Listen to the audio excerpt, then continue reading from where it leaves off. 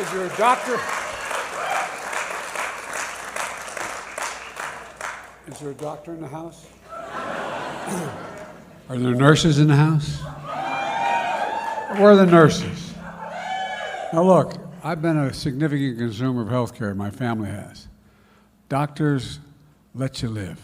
Nurses, male and female, make you want to live. No, I'm serious. The single most underrated profession in America are nurses. Nurses. I mean it. Let me begin by thanking the president of this great university for allowing me to, take a seat if you have one. Professor Whitefield, thank you, President, he's a professor as well, but thank you for allowing me back on campus. I have gotten no additional degrees in the lately, but thank you for letting me be here. And David, thanks for that introduction. You know, I really mean it. It makes a difference in people's lives, what we're doing and what you all are supporting. And Dina Titus and Steve Horsford, two of the best members of the Congress that I've ever dealt with. There you are. And we have the Attorney General here, too. Folks, you know, Aaron and state and local tribal leaders are here. Would the tribal leaders stand up? Because I don't know how many are here. Because I was... There you go, Chief. Good to see you, man. By the way, it's Indian nations. Indian nations. And I'm here today to talk about an issue affecting every single American, your health care. And I want to first thank the health care workers in this room. In the best of times, I really mean it. In the best of times, you do the Lord's work, but over the last 3 years during the pandemic, you've literally risked your lives for the rest of us. Healthcare workers have put their lives on the line, and it matters, and it really, really matters. And I think the American public is beginning to understand just how consequential you are. You're used to going to the doc, but they're not used to the doc going into a tough area to take care of them. And we lost 1 million people, and we would have lost a lot fewer if we started earlier, not because of the doc's decisions, but because of other decisions made. Oh, wow, I didn't see you all up there. Holy mackerel. Don't jump. Don't. Well, all Americans deserve peace of mind that if illness strikes or they have an accident that occurs in their family, they can get the care they need, but they can afford the care they need. But the truth is, too many folks lie in bed at night staring at the ceiling wondering what they would do if something happened. If their spouse got a serious illness, or if they got very sick, or their child got sick, if something happens to them.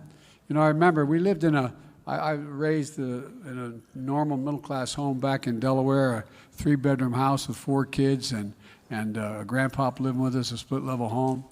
And my bedroom was next to my mom and dad's, me and my 3 brothers, and we had 2 sets of bunks. And you could tell when Dad was restless. I remember one night, true story, one night my dad, I could feel like he was rolling in bed because the headboard was hit the side of the wall. And I next morning I said, God's truth, I asked my mom. I said, I was in, I think, a junior in high school. So what's the matter with Dad? She said, we just lost our insurance. His business was no longer going to cover insurance for the employees. It was a consequential decision that affected my dad and would have affected if any one of us had gotten really sick. What happens? Do you have to sell the house?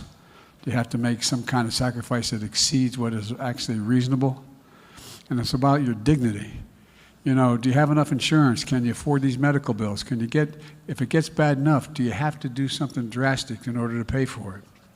And for seniors on fixed income who often need expensive medications to stay healthy, the constant question is, can they pay for the medications? Can they pay the bills without giving up the important elements of their lives? Because the bottom line is, at the end of the month, do you have enough to pay all that you need and take care of the exigencies that occur? It's not just the elderly. It's almost every family out there. It's not just your health. It's about your dignity. It's about your security. That's why my administration is focused intensely on getting more people affordable health care by lowering prescription drug costs and giving families just a little bit, as my dad would say, just a little bit of breathing room. We passed the historic laws to get that done. And now we're moving quickly to implement those laws so people can feel the effects of what we did. We passed them last year, but they didn't take effect until January. The first thing we did was to help people who were truly struggling to gain access to affordable health care through the Affordable Health Care Act, and that was, or better known as Obamacare. I signed a rescue plan that increased the coverage and lowered prices for affordable health care, saving millions of people about $800 a year. My new budget for this year makes that permanent. Almost 100,000 Nevadans get their health care through the Affordable Health Care Act, and 300,000 have coverage because of expanded Medicaid under the Affordable Health Care Act. Unfortunately, and by the way, I mean this sincerely, this is not a broad criticism of all Republicans. This is not your father's Republican Party. This is a different breed of cat now that's in charge. No, but think about it. You know, I knew a lot of good Republicans who represented this state as senators. They were friends. We disagreed, but they were conservative Republicans. But these MAGA Republicans, they're just different. They continue to be determined to repeal the Affordable Care Act. And you know, it's hard to believe, but they've already voted to change or get rid of the Affordable Care Act since it passed 50 times, 5-0. They failed every time. And the one thing I want you to know about the Affordable Care Act is that the way for people with pre-existing conditions to get health care, if you have a pre-existing condition and you can't afford your health care, private plans, you do not get coverage anywhere. And this is the only outfit. If in fact you do away with the Affordable Care Act, if you have a pre-existing condition, you don't get coverage otherwise. If MAGA Republicans had their way, as many as 100 million people with pre-existing conditions would lose their protection. That's a fact. And folks, look, the Affordable Health Care Act also a means by which millions of hardworking Americans have access to preventative care, like cancer screenings. MAGA Republicans put that at risk as well. And nearly 40 million Americans would be in danger of losing coverage completely if they were to succeed. We're making health care more affordable in other ways as well. Last year, I proposed a piece of legislation called the Inflation Reduction Act, which we got a lot of things done bipartisanly. This one, there was not any support on the other team at all. But the result of the law is that seniors on Medicare get common vaccines for things like tetanus, whooping cough, shingles. They get them for free now. They used to cost them up to $200 per shot, average $100 per shot. The new data released today shows that if our plan had been in place in 2021, 3.4 million seniors, including 24,000 Nevadan seniors, would have saved an average of $70. You know, America spends more on prescription drugs than any advanced nation on earth, more than any advanced nation on earth. You name the drug you have to take, and I can take you to France and get it to you a hell of a lot cheaper, to Canada, England, throughout Europe. It's not fair. But after decades of trying to take on Big Pharma, we finally won. Now, instead of paying whatever the drug company wants to charge you, Medicare will be able to negotiate prices. Medicare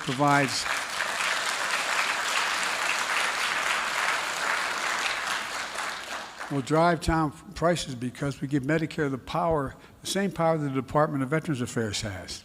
They can negotiate what they're going to pay for whatever drugs they're prescribing to the military.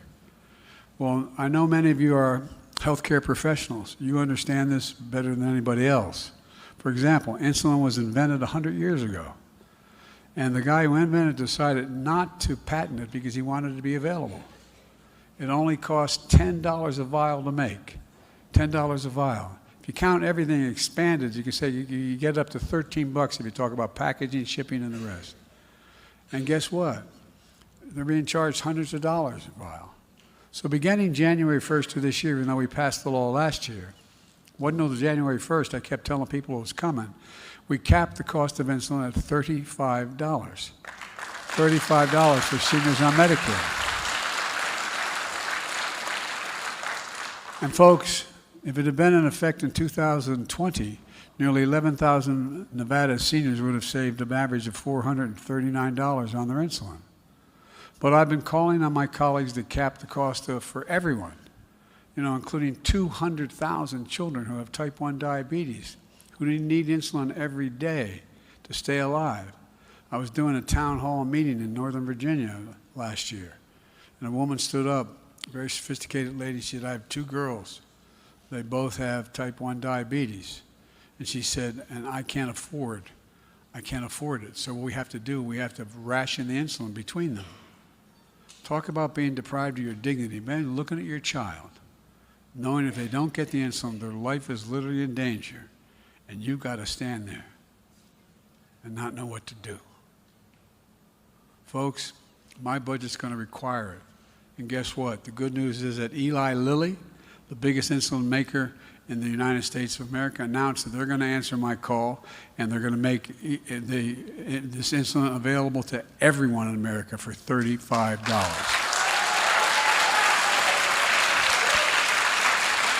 And yesterday, Novartis, another drug maker, announced they're cutting their prices for insulin as well. Look, folks, another aspect of the Inflation Reduction Act, and it's a fancy sounding phrase, but is the drug companies that raise prices faster than inflation have to pay back the difference to Medicare. So if they're raising the price and Medicare and you have the circumstance where the inflation is up 4% and they increase it 12% or 15%, they have to pay the difference to Medicare. Yesterday I learned that last quarter drug companies hiked the prices for 27 drugs that are on the market above the new limit. Now those manufacturers are going to have to pay the difference back to Medicare. As a result, the Department of Health and Human Services estimate this will make co-pays for those drugs will be as much as $390 cheaper for seniors. Look, it's going to change the way drugs are priced, lower the cost for seniors long term. And it's equally consequential to me that, as many of you in this room know, we're capping out-of-pocket drug expenses for seniors on Medicare at a maximum of $2,000 a year beginning next year. Now, but right now, we have, regardless of how much they cumulatively are paying for all the drugs they need. And now it's capped at, and because my family has been deeply involved as a consequence of cancer, and my son dying of stage 3 glioblastoma because he was exposed to those burn pits for a year in Iraq.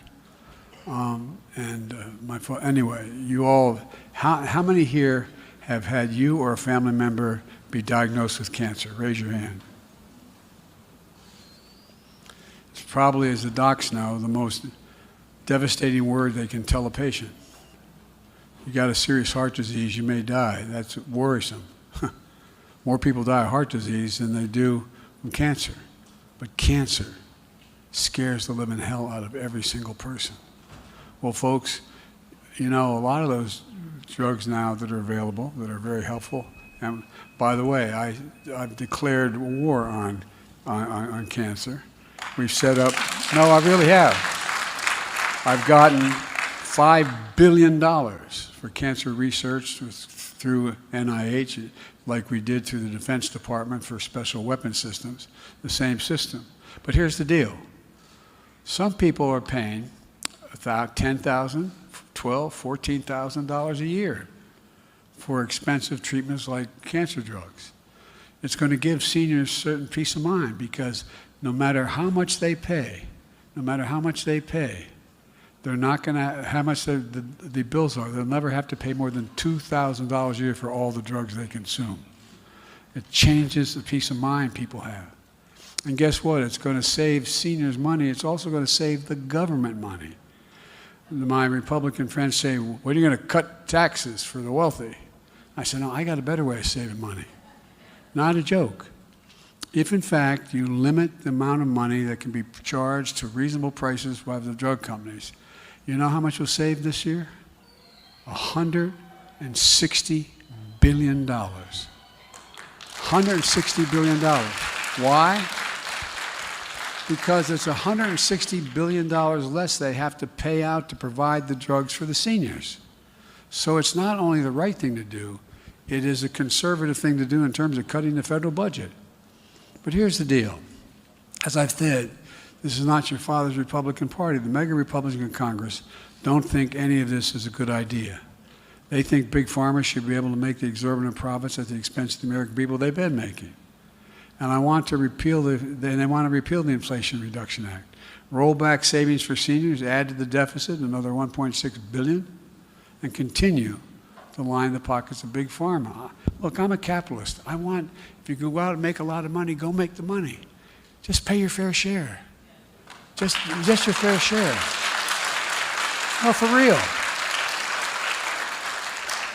I have no problem with company making reasonable profits, but my Lord, not on the backs of working families and seniors. And this is really, what gets down to it, it's about fairness. Fairness and decency and providing people some dignity. Last week I released my budget. I met, by the way, and I apologize to the press that's here, they're tired of hearing me say this. I met with the new Speaker of the House.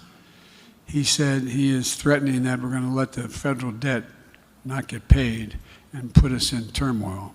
We've never done that in American history. And the debt is accumulation of debt over 200 years. That's the debt we're talking about. And I want to I said, look, I'll lay out clearly what we support. I'll lay out my budget on March the 9th. You lay out your budget, and we'll negotiate. We'll negotiate. Well, you know, my dad used to have an expression, for real. He said, Joey, when someone said, I tell you what I value, he'd say, don't tell me what you value. Show me your budget. I'll tell you what you value. Show me your budget. No, really, think about it. My budget takes steps to lift the burden on seniors and hardworking Americans so at the end of the month, after busting their necks and their whole lives, they have a little bit left over. That's what it used to be at our kitchen table. At the end of the month, is there anything left? You better pay anything, do you have a little bit of room? And again, it's about fairness, it's about your dignity. I value everyone having a decent shot. My Republican colleagues now in the House of Representatives, I think it's fair to say, not every one of them, most of them, are now at a point where they have a very different value set. We're strengthening Medicare and Social Security instead of threatening to eliminate them. And the MAGA Republicans in Congress are threatening to do. You know, when I don't know whether you saw the State of the Union, but it was kind of a fascinating thing. No, I didn't say for that reason. I was a senator a long time. I'm used to dealing with and speaking to the Congress and the Senate. And so I'm comfortable when I'm doing it. Well, I was standing up there before all the members of the House and the Senate, and I read the programs which some of their leaders had put forward to, in fact, cut Social Security and cut Medicare. And the gentle lady, as they say, from Georgia, in the mountains of Georgia, stood up and yelled, liar, liar. And then that generated, last time somebody did that, by the way, they got censored. But no, I'm not joking. But here's what happened. Then another half a dozen yelled, liar, liar, we're not going to do that. I said, oh, if you remember, I said, oh, you're not going to cut Social Security and Medicare? And they said, we're not going to. And so the whole group said, everybody who's not going to cut Social Security and Medicare, stand up. They stood up and hollered. Well, they're all on film. I hope it's true. I hope they've gotten there. But I'll believe it when I see it. Look, you paid for Social Security from the time you got your first check when you were 16 years old, working as a lifeguard or something, okay? And I'm determined to protect them both. There's ways to protect them without cutting them.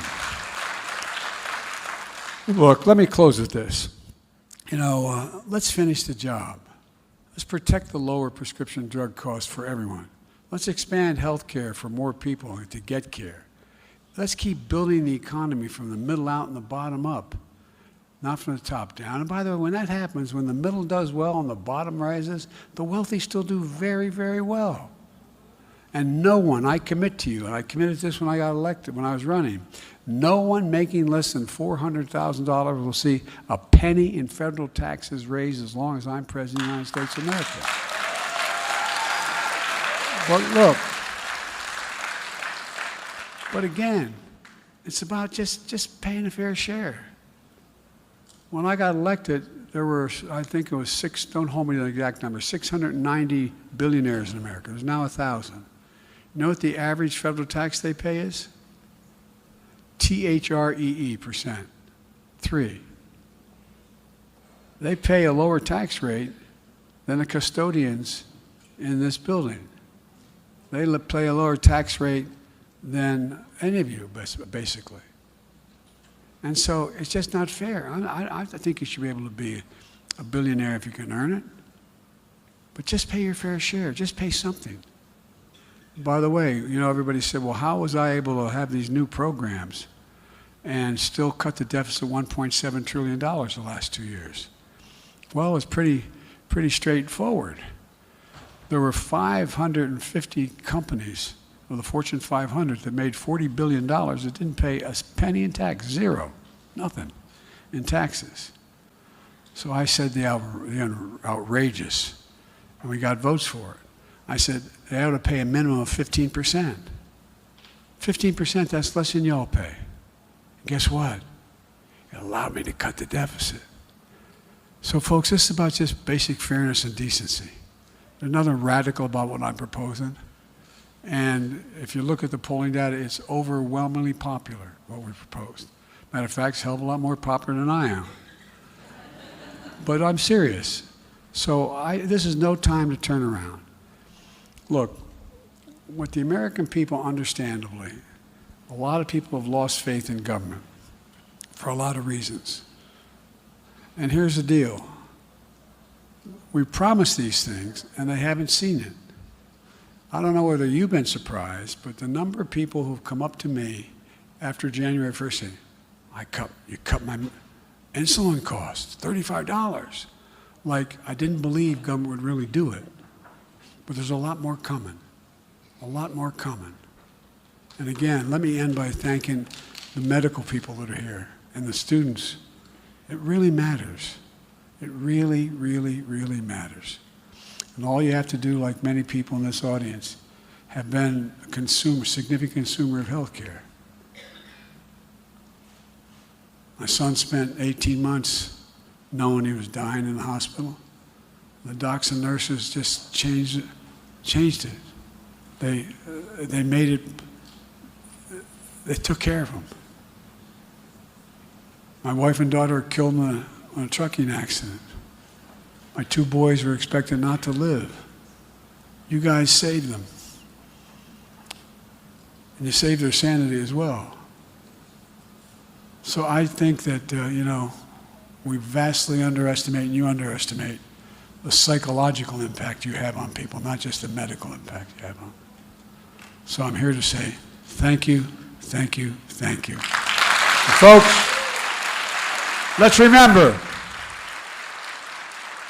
we forget, we are the United States of America, and there's nothing beyond our capacity if we work together. So let's work together. God bless you all, and may God protect our troops.